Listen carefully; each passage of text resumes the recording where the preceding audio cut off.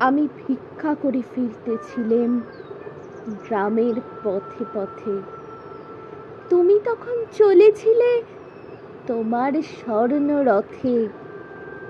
অপূর্ব এক স্বপ্ন সম লাগতেছিল চক্ষে মম। কি বিচিত্র শোভা তোমার, কি বিচিত্র সাজ।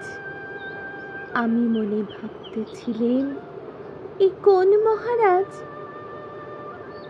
আজি শুভক্ষণে রাত পোহালো, ভেবেছিলেম তবে আজ আমারই দাঁড়ি দাঁড়ি ফিরতে নাহি হবে। বাহির হতে নাহি হতে কাহার দেখা পেলেম পথে। চলিতে রথ ধন ধান্য ছড়াবে দুই ধারে। মুঠা মুঠা কুড়িয়ে নেব, নেব ভারে ভারে। দেখি সহসা রথ থেমে গেল আমার কাছে এসে।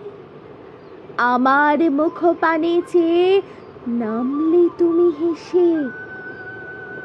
দেখে মুখের প্রসন্নতা জুড়িয়ে গেল সকল ব্যথা।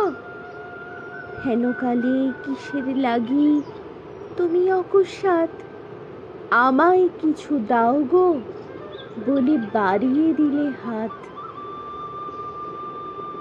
পরি একই কথা রাজাধিরাজ, আমায় দাও গো কিছু।